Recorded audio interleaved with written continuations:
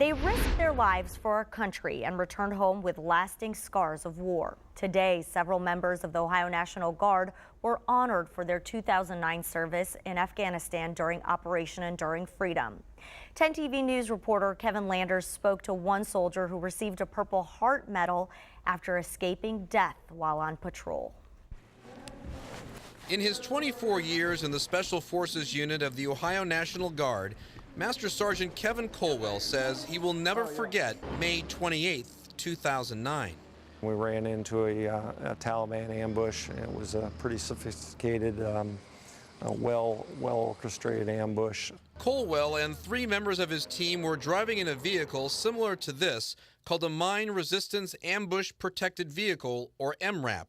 It was in the southern part of Afghanistan when he says their truck was hit by a rocket-propelled grenade.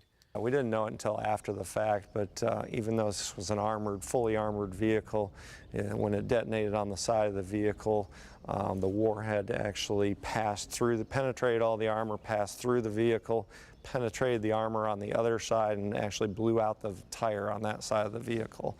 Dazed and confused and unable to hear each other, he says the team engaged in a heavy firefight with the enemy and lived to tell about it. We're, by the grace of God and our training and good equipment, the 4 persons in that vehicle survived that day. The explosion, he says, caused him to suffer severe migraines, but the symptoms didn't show up until much later. And it's hard to think of myself as a victim of that when my wounds, are so very different. Brigadier General Harris will present the Purple Heart to Master Sergeant Kevin Colwell.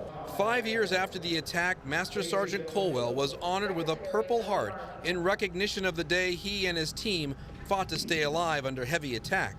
When asked what it means to receive the distinguished honor, Colwell responded by saying, "Commitment."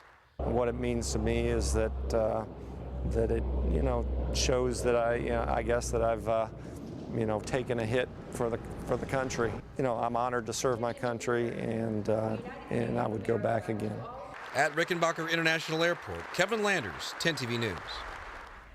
Other awards handed out today were the Bronze Star with Valor and the Meritorious Service Medal. Those receiving the award are part of the Company B, 2nd Battalion, 19th Special Forces Group.